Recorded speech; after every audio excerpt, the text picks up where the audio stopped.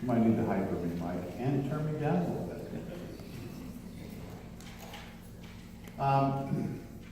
This morning, it's a little bit like somebody's going to come pick you up and take you to the doctor, to the grocery store, or whatever. They're going to use your car because you can't drive, and they get there and they're called away, and you still have places to go, but you're going to have a hard time driving this car. That's pretty much what the electronics is going to be like today. We've got David who's away because of, I'm sure, the memorial for his Christine's grandma, and we have a couple of others that help. So if you'd like to volunteer and help, we're going to have a little class on how to work with this board, and we would love to have you maybe help us so that when people are gone, we can continue on. How many are glad to be here today? Amen. How many aren't? Just want to see the hands go over. Okay, so this morning at the table, you heard Ryan say that maybe his subject was going to be a little disjointed, but it'd come together. That's pretty much what the lesson's going to be today. So if you hang with me, I'll guarantee you two things. It's not going to be very long. So you have no paper, it can't be that long, right? And number two, we're going to have a grand reveal at the end. If you watch any of those shows where they redo the homes and then they put a big canvas up in front of it and have this great reveal, we're going to do that. But Barb and I were in Spokane 3 or 4 weeks ago. Then there was a young man there in the congregation, I think he was 19 or 20, and he gave a talk on the 7 churches that we read about in Revelation. And that hour would have been better if it was a half hour, but for that lesson. But he had a lot of really good information. And I had a subject that I wanted to talk about today. I didn't really know how to get there. And my mom, we were over at their house, which is a long ways away from our house, about 30 steps. So we were over there the other night, and we were visiting, and I was telling them I had a lesson, and Mom said, you know, we should just talk about eating together. So we're going to kind of do that, but I want to lead into it.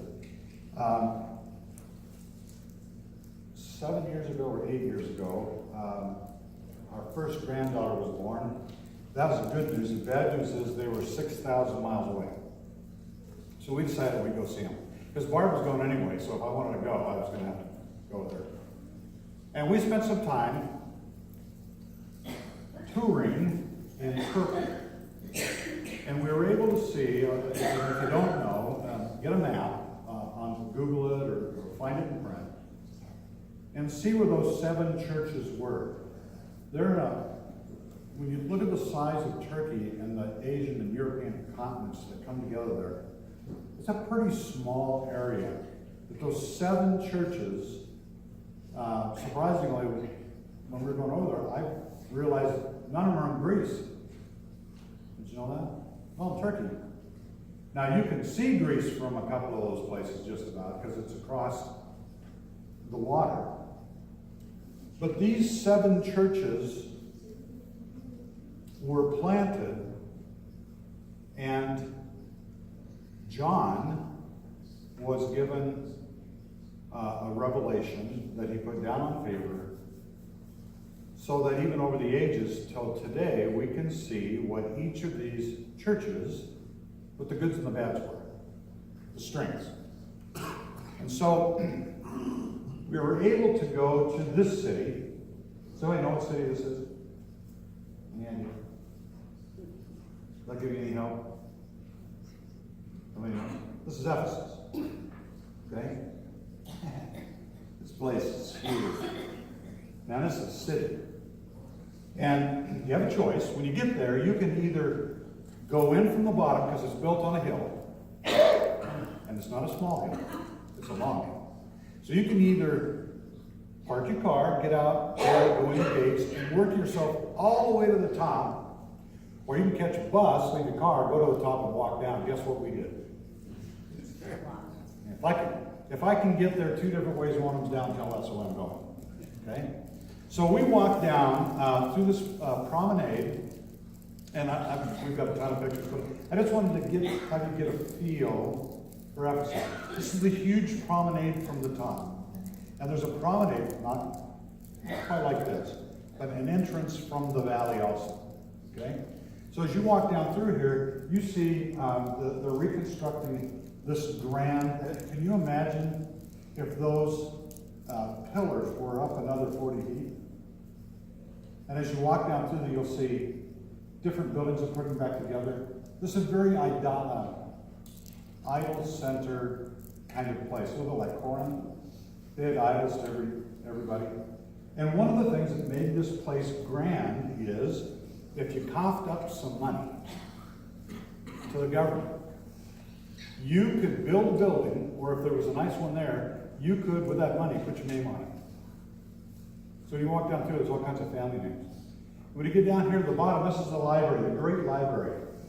What an incredible place this must have been, because that's really just the facade. There's a little wall behind it. But this must have been grand. When you get up close, you can see all of the really incredible engravings and all that. And just to the right,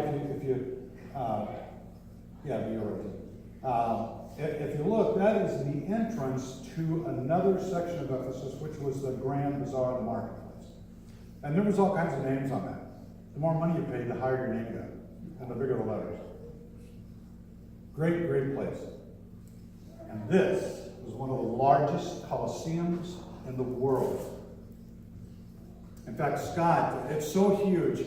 There were a couple of people way up there in the corner, and in another picture, Barb and I were up there. This is huge. You would just be like this big. And Scott went down, where there was Scott Major and our son. And he got down to the bottom of the picture, on the left-hand side is the stage.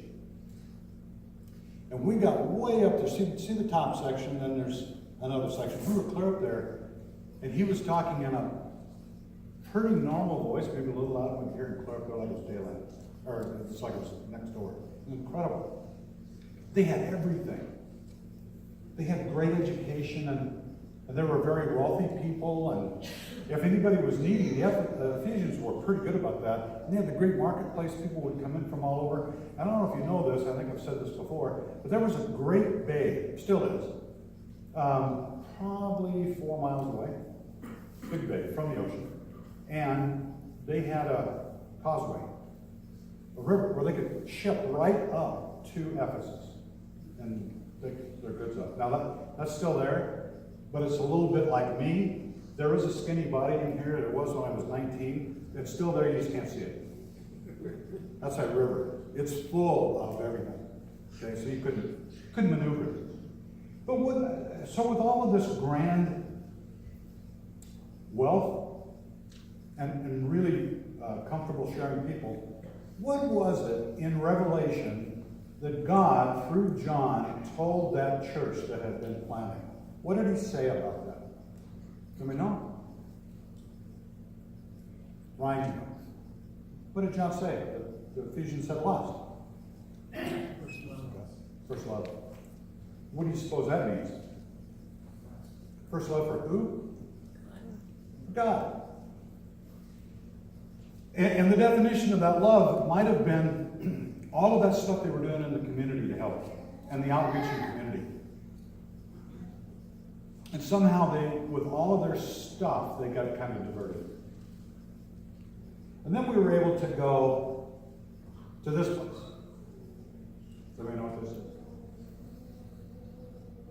Does that give anybody any help? You drive up this long dirt road up this hill, and as you crest it, out in front of you is Laodicea. And Laodicea is incredible. I only put 2 or 3 pictures in here. This is the great library. In fact, I'm trying to get it put back together. And did I get that first one? This is part of the promenade coming in. It's a beautiful city. And oh, by the way, they had the Laodicean Seahawks here. So they had this huge place to watch sports. Just like Ephesus.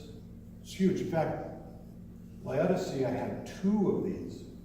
They had the biggest one, and then just across that grass that you see, there's a small one. It's still big. And an earthquake took Laodicea down, and the people were offered help. from local governments in different areas, and they said, nope, we got enough money, we'll do it ourselves. And they did, and it came down again. Another earthquake. 3 times. Had major earthquakes. And every time the Laodiceans said they didn't need any help. What does it say in Revelation about Laodicea? What was their fault? Say that louder. They were lukewarm. They were lukewarm because they really didn't need anything.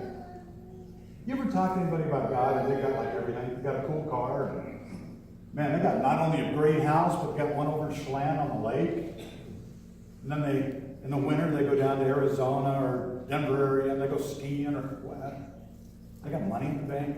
How hard are they to talk to? And they might agree with you. Yeah, I believe there's God. It's not a big deal. That was Laodicea. In both of these cases, Ephesus and Laodicea, maybe more in Laodicea, they really didn't have a big connection with each other. It wasn't tribal. It wasn't family. You know, the Laodicea was, now Ephesus had a sewer system. So that'd be a big deal in your homes, right? And it went down the main promenade underneath. But the Laodiceans not only had that, they had running water. They had wells they pumped from. And the water could go to their house. And they were all very close. A little bit like condominiums in Laodicea. They just little house after little house after little house. But they didn't have any needs. Even in rubble, they pretty much were self-sufficient. Let me show you one more that's really interesting. It was, to me, I was shocked when I saw this one. You know, we read Colossians, right?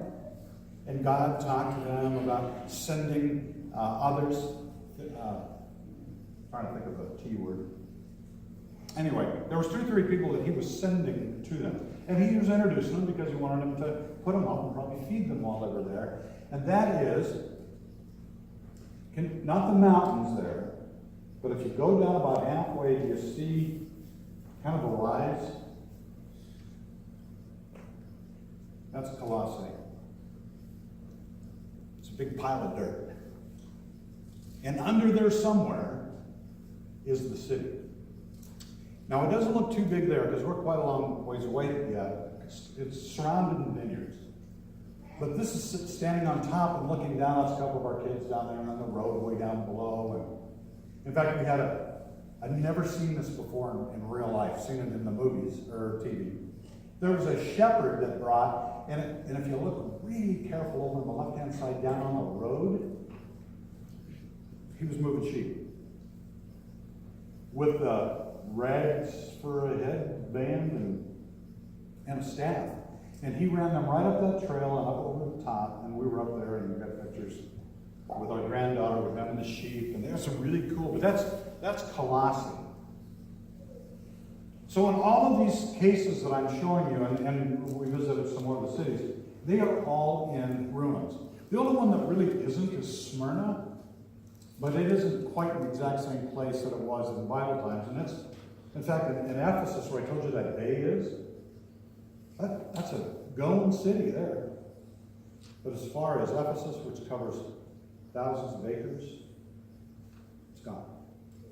So, no matter what we do in life, do you think in 2,000 or 3,000 years, Marysville, if God allows the earth to stay where it's at, do you suppose Marysville could look like that? Suppose so? Sure. Sure. Are there ghost towns in America that used to be going concerns? In Eastern Washington, part of my life, as a child, I grew up in a place called Elmira. And the next city up was Wilbur. Now, Wilbur's kind of weird as far as where it's placed. Because you drive from Elmira to Wilbur, it's 10 miles. That's what the sign says. But coming back, it's only 9. Because that's what their sign says.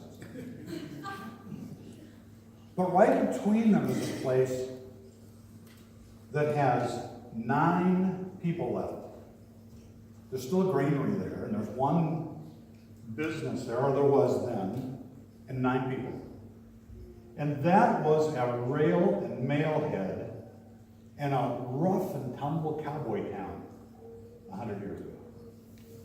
And all that's left is a granary and one building and, some outbuilding houses. So yeah, things are going to change. So what will probably not change in the next 2,000 years? The church. If the world is still here, the church is still going to be here.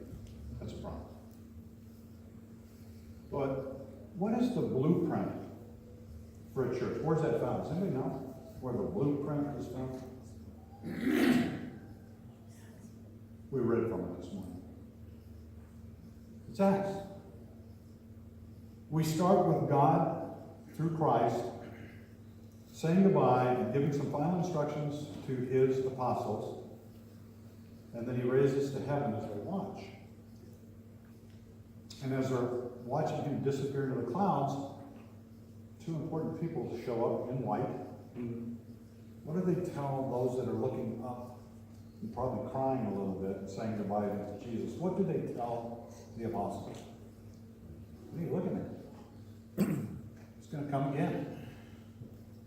The instruction to the apostles was to move on and to spread the word.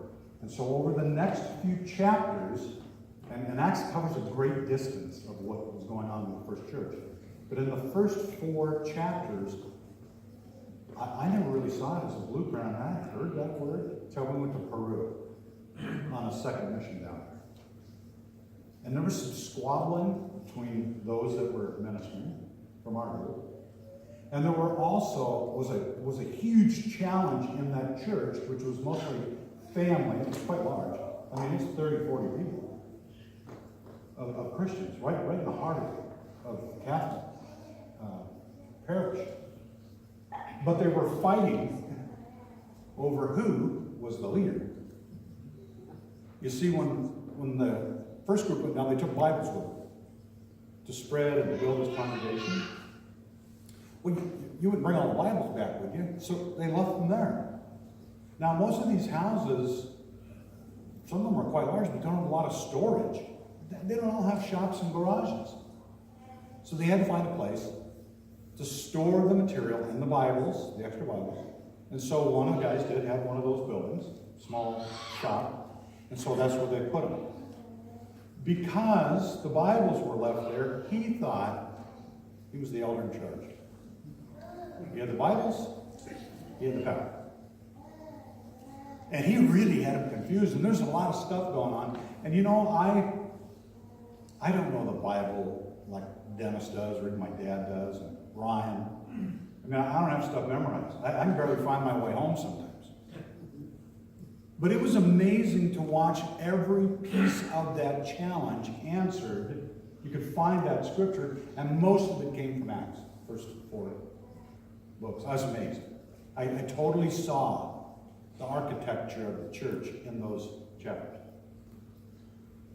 So let's look at Acts for just a few minutes. Oh, I made that too small. It looked big enough on my laptop.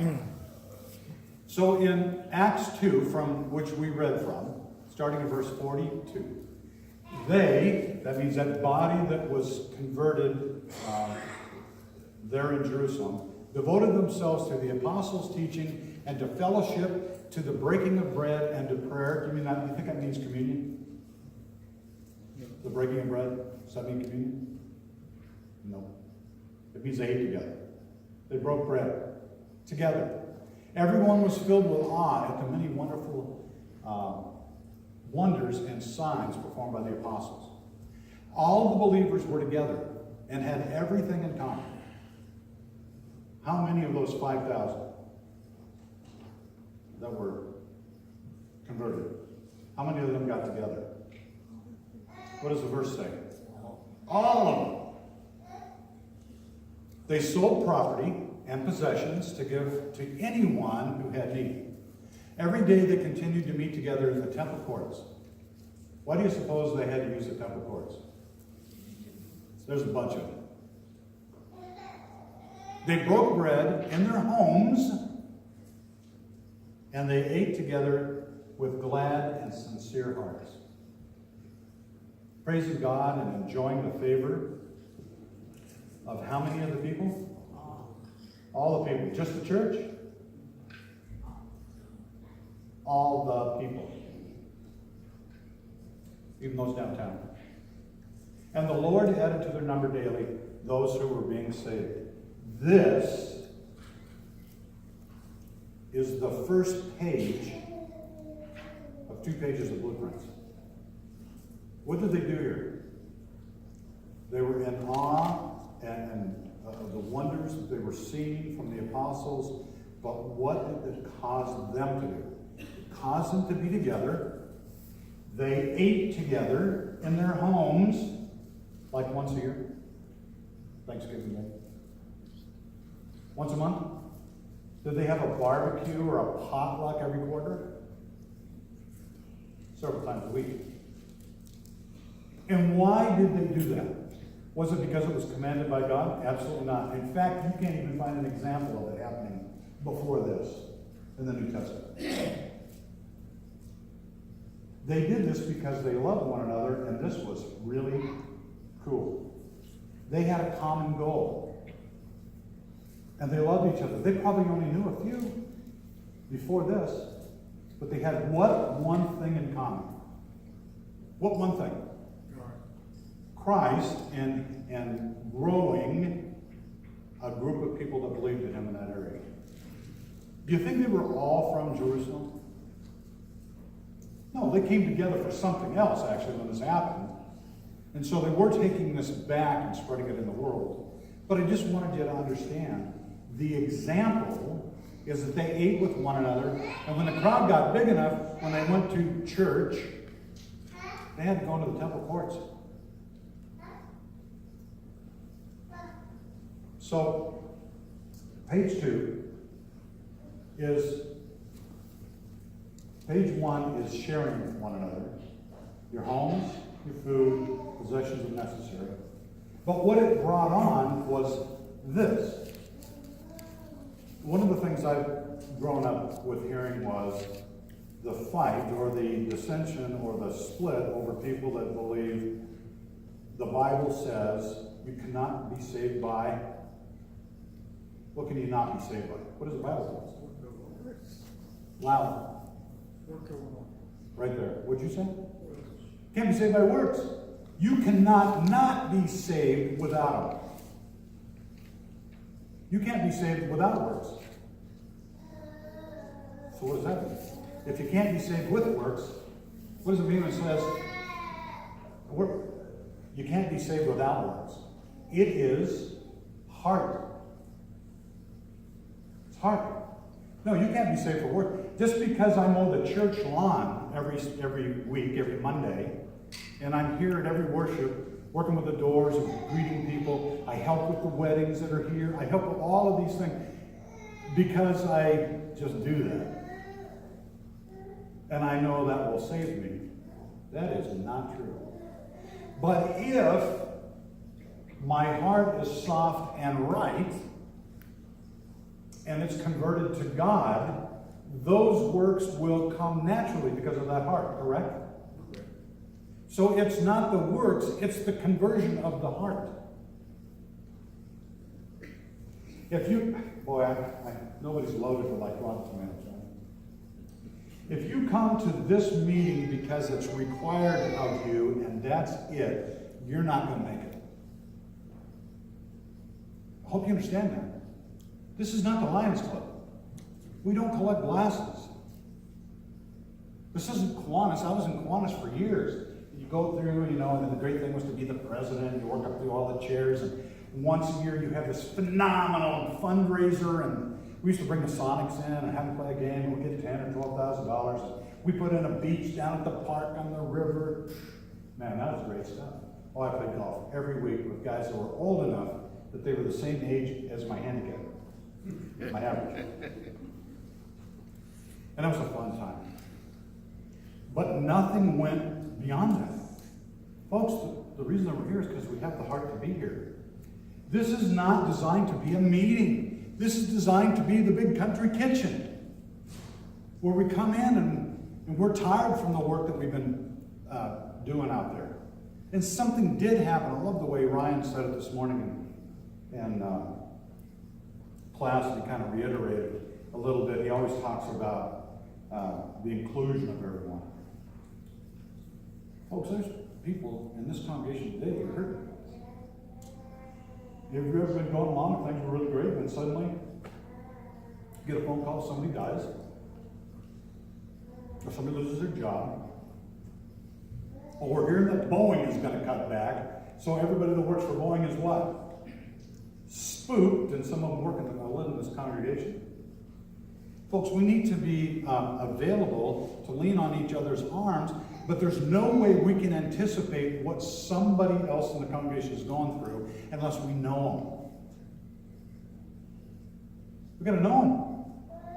What better way to know somebody than to invite them to a place and talk? Look at this. It says in Acts 4, all the believers were one, both in heart and mind. No one claimed that any of their possessions was their own, but they shared everything they had with great power.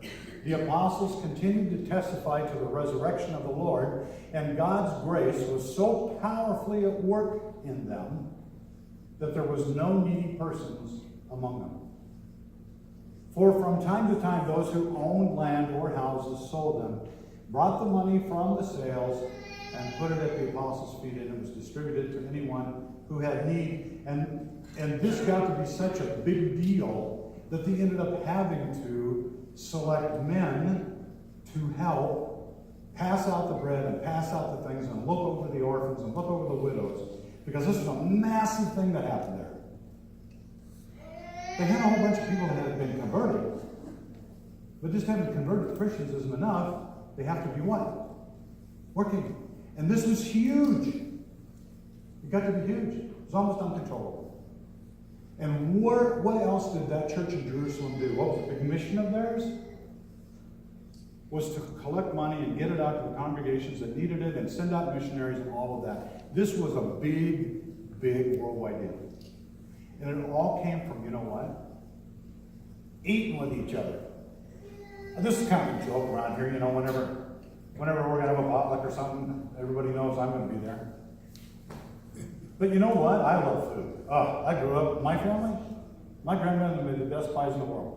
My mother could make magic out of any ingredient. She figured it out. We had a lot of kids at home. And my old man was a banker. I had kids that used to think he had access to all the cash in the bank. So we were wealthy. No, he had to give that money out to others who were actually, their families better off than that. But we always had people in the house, not just on Sunday, but if the bank inspectors came, this probably sounds bad in today's world, but they were invited to the house. I remember one guy was so tall he had to duck to get through the door.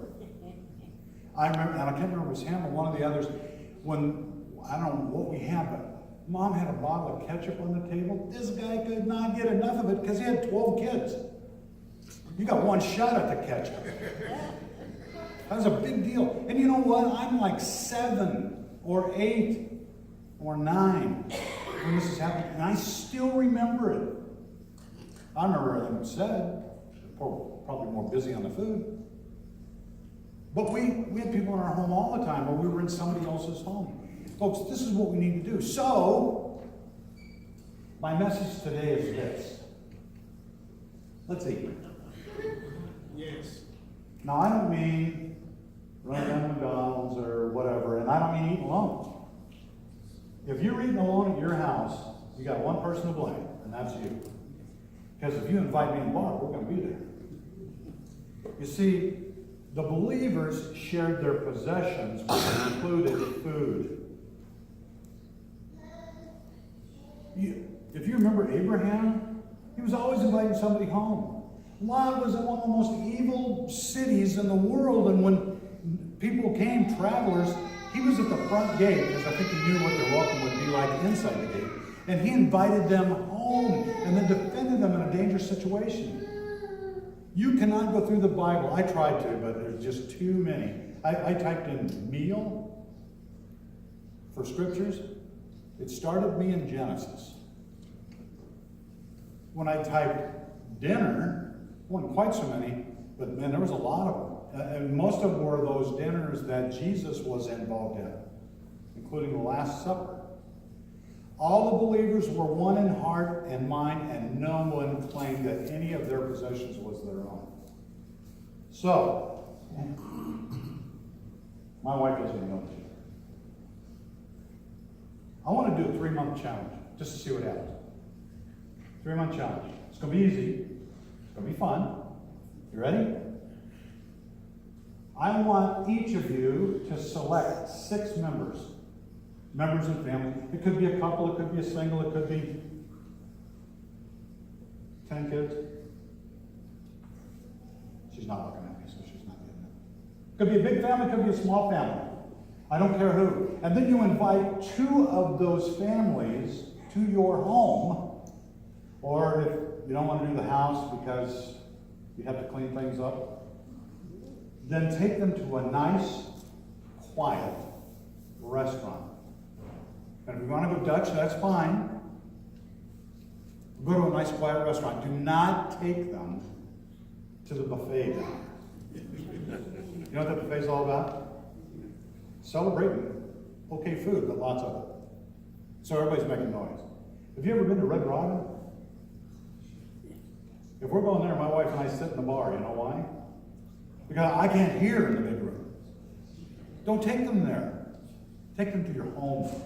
But if you just can't, take them somewhere quiet and share a meal together and visit and get to know each other for a couple of hours. It's one day every couple of weeks for a couple of hours, and you get to eat and visit. 2 of my favorite things. If you are invited, don't say no. Now, you might not be able to do it the days you're talking about, but don't say no. Figure it out and go. And at the end of 3 months, let's talk about what we got and who we know. Because even in here, we sit in cliques, right? You try to rip some people out of their pew seat, man, you're not a bad one. Okay? So let's talk in 3 months. 6 people, 6 families. Figure it out. Get them in your home. Now you understand there's going to be other Sundays you're going to be at somebody else's house. And then in 3 months, so we got February, March, April.